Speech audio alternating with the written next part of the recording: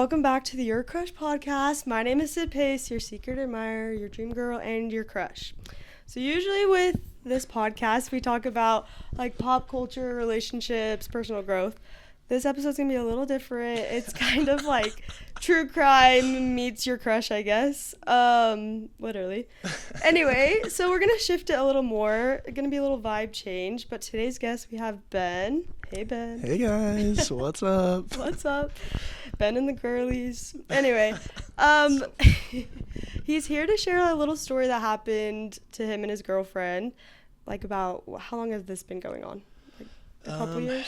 It's kind of started in 2023. So Okay. It ended last year. So Yeah. went on for a while. Went on for a while. Unfortunately. Before we get into everything, Ben, if you want to give us a little background on like who you are, what you do for work, how old you are. Yeah, for sure. We totally just talked about this like off the recording. Yeah, and now we're back. Yeah, now we're back. So I'm Ben Slaughter. I'm 26. Grew up in Ogden. Sid and I went to school together, but never really talked very much. So this is like our first full conversation. Yeah, is that fair? That is fair to say. Super fun topic to be talking about, but Yeah, I'm sorry that it's this topic. No, all good. I work in marketing, like we talked about. Yeah. Super fun. Same job. Yeah, almost. pretty much. Yeah, same area for sure. Yeah. So Well, yeah, nice. not super interesting. Yeah. Marketing is like the same anywhere you go. I feel like. Yeah, no, but I love it. I've been doing my job for 2 years. The only Nice. bad part is I have to drive down to Salt Lake, but other than that, Yeah. it's vibey. Okay. Not too bad. I approve. Yeah. Yeah, nice. So like Ben said, we like went to school together. Yeah. In junior high, right? Yeah. We didn't go to the same think elementary. Okay. Yeah, same junior high, same high school. And then honestly, I feel like we haven't really seen each other since. So thanks for answering my DM. Yeah, you bet. Yeah, so we didn't really run in like the same circle when it came to like school. Yeah. We do know the same person and about the story that we're talking about today and had different experiences, but Ben, if you just want to, we'll like open up for like story time, I guess, Yeah. if you want to like set the scene. How did you meet your ex and like how did that all like begin? Yeah, we can use names, I think. Okay.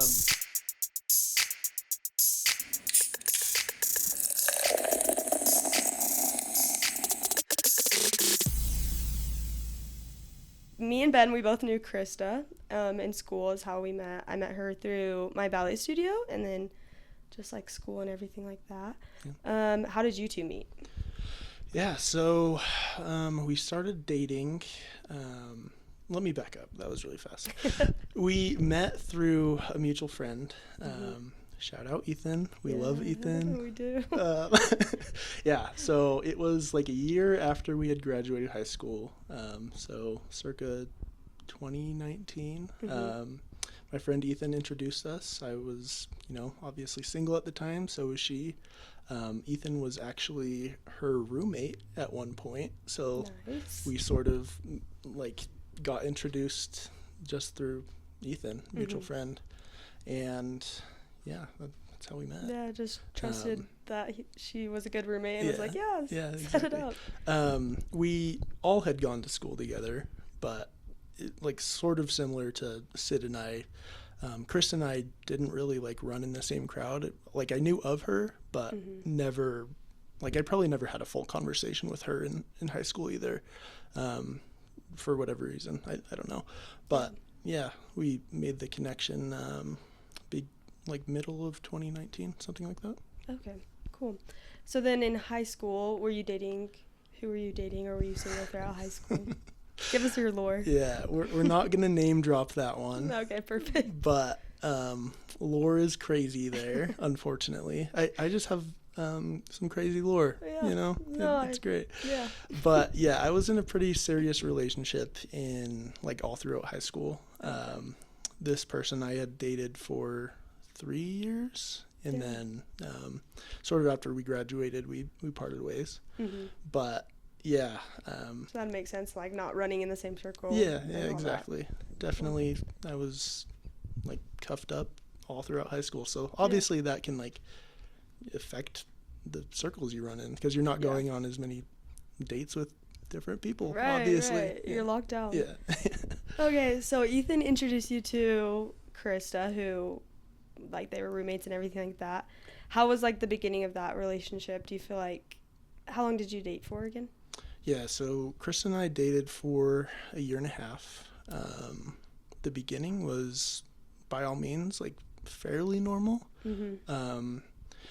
Like, hindsight is 2020, so I'm gonna try and be, like, fair about this. But at the beginning, I felt it was, like I said, normal. Maybe moving a little faster than I would have liked, but you know, she was a really nice person, really successful and motivated, and like, I saw qualities in her that that I liked and was looking for in another person. So at the beginning, I thought it was good. Yeah. You know? Yeah, just doing normal couple Yeah, things. yeah. Like, we had been going on a lot of dates. We had, like, been getting to know each other for a pretty long period of time. She actually ended up asking me out, which was the first sort of, like, that kind of experience. It was, like, a little different from what I was used to, but, you know, back then I was young, just going with the flow, trying to figure my life out. You're so like, I don't have to plan a date. Perfect. Yeah, exactly. It was easy. So. Well, nice. After, like, a while, like, because you dated for a year and a half, so towards, like, the end, did you feel like things changed? Like, do you feel like, was there any red flags, I guess, towards the end of, like, the relationship? Or was it, like, a normal breakup? Unfortunately, I would say, like, the first couple of months of that relationship were good, and then after that, not so much. I don't want to get into, like, the nitty gritty of it, but basically, some things had happened to lose my trust in that relationship, and that had happened probably about a year in, and then, like I said, hindsight is 2020. After this sort of big event had happened in our relationship, I decided to sort of give it another try with her. And at the end of that, it was like the way it all ended was actually on my birthday. Dang, happy birthday. Thanks. No, such a good day. But again, not going to go into detail, but the way it ended was, like, a very clear thing that happened that I needed to, like, get out of this relationship. Like, this person wasn't good for me. So yeah, it was that sort of thing. All right, bye-bye, Krista. Bye-bye. Bye-bye. For a while. For a second. Okay, so then you broke up. So then now, Ben, you're single. How did you now meet your current girlfriend? Zoe? Yeah. We love Zoe. Shout out Zoe. She's the best. I wish Zoe could have been here, but, you know, it is what it is. It is what it is. She's a little bit more shy than I am, which understandable given, you know, what's happened. Yeah. But so, like, one thing I want to make clear is that, like, after I had broken up with Krista, I had obviously, like, taken some time to heal from that, and then when I felt like I was ready, I started going on dates with, like, brand new people nice. I met through friends or dating apps, or, like, your boy was going on dates. Like, he was out in the streets. I was out in the streets for probably, I think, like, a year. Okay. So, like, good healing in my mind. Like, just, you know, I was in college, just dating around, just, like, I feel like that's fairly normal thing for So I thought, and then, so to give some background, Zoe and I had, like, a little junior high relationship. We dated in, like, 7th through, like, 9th grade. Nice. So, you know, honestly, like, I guess you could count it as a relationship, but, like, back then, you're so young. Yeah, it's junior high. Like, it was our first relationship, like, ever. So, you know, that comes with a lot of different things. You're both trying to just figure it out. Definitely. And then when we had got into high school, we broke up and sort of lost contact for a while. Okay. But Zoe and I have always sort of run in the same friend group, I guess. We have a lot of mutual friends and a lot of, like, common interests. So we would, like, see each other every once in a while and be very, like, cordial with each other, but like there was nothing there back then. Mm-hmm. But the way we sort of reconnected was just, again, that same thing, running in the same crowd and being like in close proximity to each other. And obviously, like when you have dated someone for a while, you sort of know a lot about them. And it was really cool because like I was able to see what Zoe was like way back then, and then the way we had both changed like as adults. And that was just, that was sort of the start of it. Yeah. I feel like I didn't explain that very well, but No, you did. It made sense. yeah, cool. Yeah, good job. That's cool that you got to see like or dated before, like in that junior high little period of time, and then to reconnect with someone after all those years. It's kind of like picking up where things like left off, but now you're an adult. Yeah, like a little bit, but like it was so different. Yeah. Like it was almost like we were two different people. So Okay. it was fun in the way that we were like familiar with each other, but then again, like as adults, you're trying to, you have different goals than you did when you were 15, Right, naturally. Yeah. Naturally. You would hope. Hopefully. So yeah. Like how long into your relationship had it been before like you knew that there was something going on and Krista was trying to make an appearance back in your life? If that makes sense. Honestly, I don't remember that exactly, but one thing I do know, I had been broken up with Krista for, I think, like at least a year and a half. So it wasn't like immediately after. Like I said, I was in the streets for a while. Right. Yeah, I don't know the exact timeline on that, but probably if I had to give it a guess, 6 to 8 months, something like that. So still like kind of newish to your relationship. For sure. You have these like 6 to 8 months of just like getting to know each other. This is fun. This is great. Can you walk us through like the exact moment that you felt like things were off or you realized something was like going on? Like were there weird things happening? Yeah. So we've told this story quite a bit and it's still hard to like go back and trace through all the details, but the way we sort of start it is in February of 2023. It was a week before Zoe's birthday, and These birthdays. I know something about the birthdays. Just you guys got to be careful. Be careful on your birthday. Exactly. But yeah, it was February 2023, Zoe's birthday. Well, like a week before Zoe's birthday, and it happened to be the snowiest day in Utah of that year. Zoe is waking up for work one day, and she notices a package is out on her front doorstep. And she's like, "Oh, that's weird. I like took my dog out late last night, and I didn't like notice this package. So let me check the Ring camera and see like where this came from." And the package was basically like a gift basket full of like random things, not things that Zoe particularly likes, but there was like a bottle of Coke in there. There were some flowers. There was some like Crystal Light. So just like random things. Okay, weird. Yeah. And then it had a note on the package that said something like, "Happy birthday, Zoe. I can't wait to celebrate with you." And the weird thing about the note was that it wasn't like no one put their name on it, and the handwriting is like almost like the person purposely made it bad. So that's creepy. Yeah, a little bit. And then to add on that, when she checked the Ring footage, it shows this very bundled up person trudging through Zoe's front yard at 2 a.m. 2 a.m.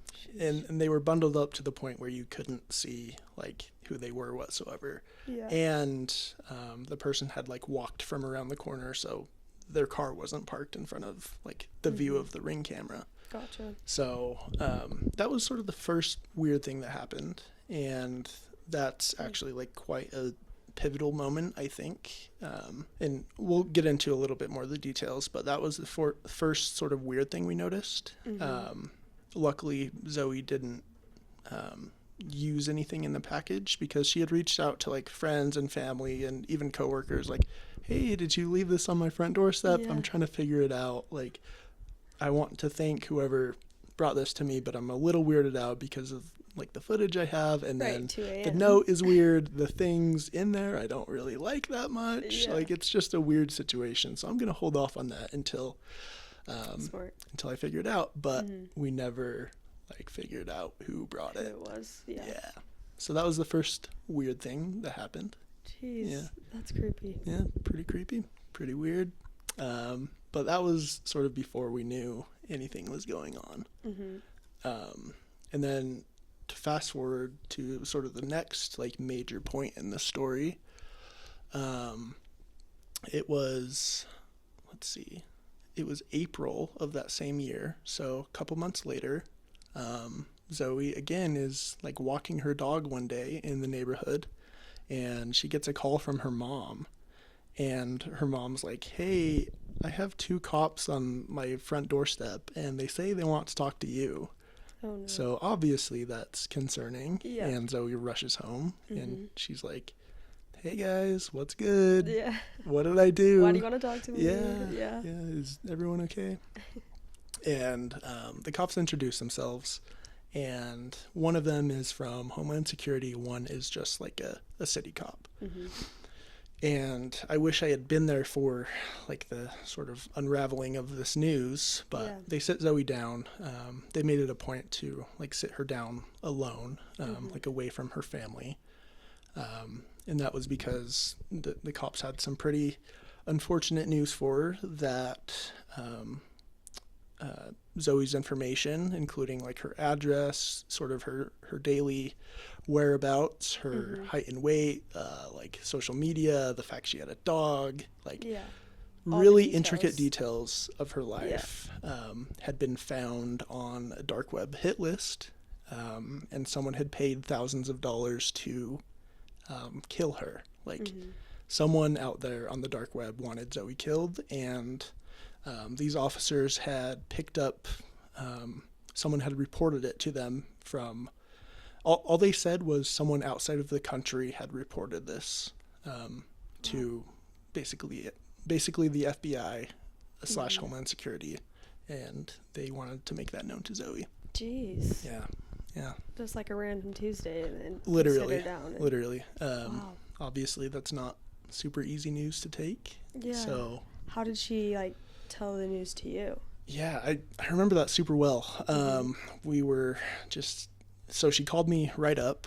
She didn't just like dump all of that info on me like while we were on the phone, but Yeah, she that's said valid. like, you need to come over, we need to talk. And I was like, oh my gosh, are we breaking up? Or like, you pregnant? Well, like, what's going on? Right.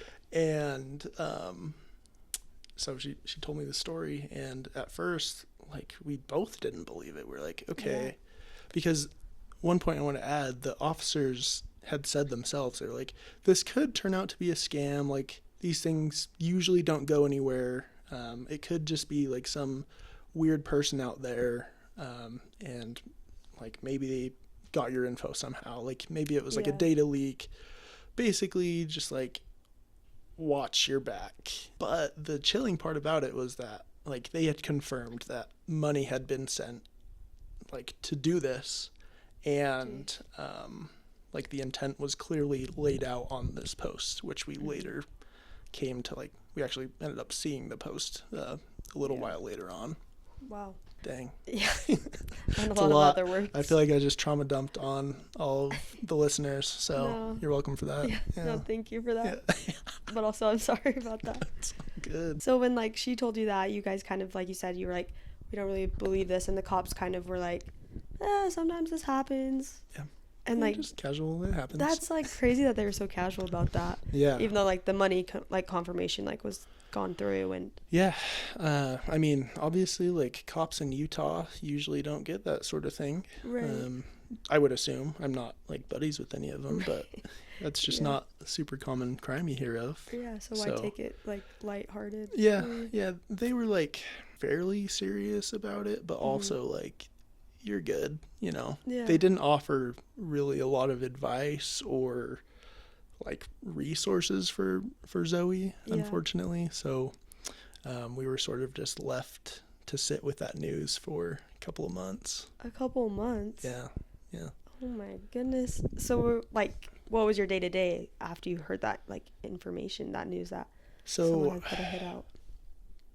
like shortly after, when like in the following couple of weeks, as time went on, we were like, okay, we're kind of assuming this is just like a scam or whatever. Like maybe her data ended up there. Like let's clean up the social media and like put it on private and make sure that like no one can see your information. Yeah. And then we were sort of talking and we were like, oh my gosh, do you remember that package on your doorstep? And we sort of like made that connection. So that point sort of made it a little more real for us when we put two and two together. Yeah. And then, so like the officers showed up April, I think I said, 23.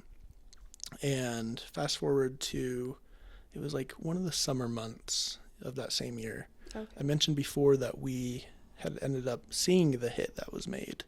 And the way that came about was Zoe got a random message on Facebook one day from this person outside of the country, like had no connection to this person whatsoever. So random.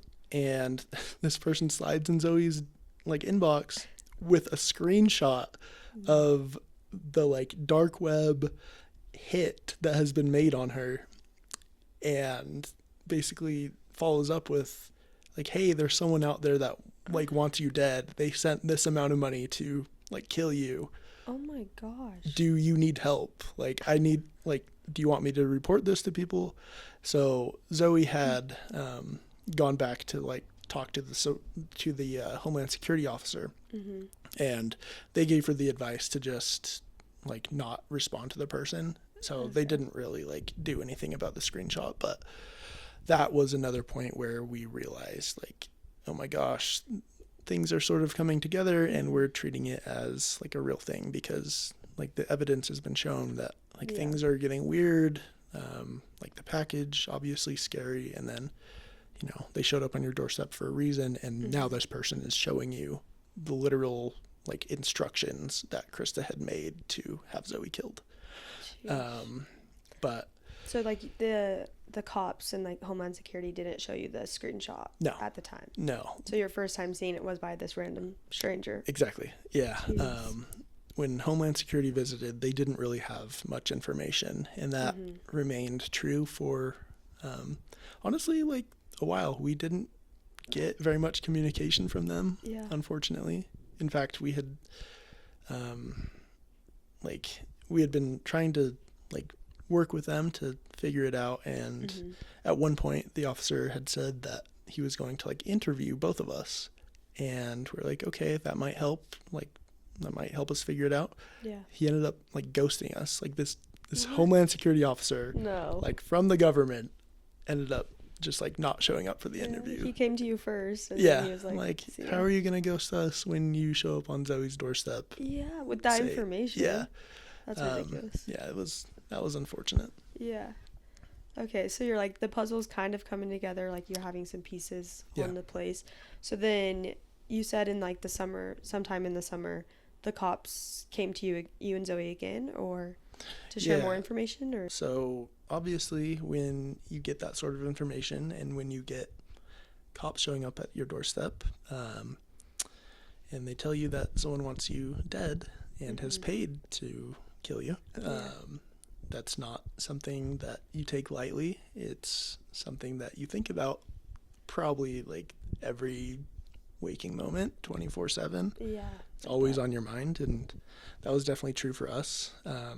I remember sometimes we would be hanging out and just like would be like watching a movie, and we would see like a weird light outside, and like our hearts would just drop, because like there was a chance that on the other side of the window there was like a hitman trying to like kill Zoe. So that wasn't a very easy fact to live with. We were definitely like on watch at all times. Zoe like couldn't really take her dog out by herself anymore. She couldn't like go around the neighborhood by herself. Even like going to work was becoming a struggle, and that sort of thing. Like over the few months when we didn't know what was truly going on, it was probably like the scariest times of our life, unfortunately. Like it just wasn't normal life whatsoever. It was like always the topic of our conversation. We were always trying to figure it out. We were always like trying to be safe in every way we could, but we still didn't have any answers or communication, and we were just sort of left to try and navigate that sort of thing on our own, which obviously wasn't fun. Yeah. So like life, like after you heard the news, we were definitely like paranoid of all the things, and just day-to-day life was different. 100%. Like the weird thing is, I don't want to give any sort of, like, I don't want to lead people in a certain direction, because like people listening, I want you to figure it out on your own. But the connection to real danger, we thought was the package. Like that had been a real world thing show up on Zoe's doorstep that we can only assume was to cause her harm or kill her. So that was, you know, we felt like that was the most real sort of threat that we were in throughout the whole process. And then looking back at it now, again, hindsight is 20/20, but I would see a certain car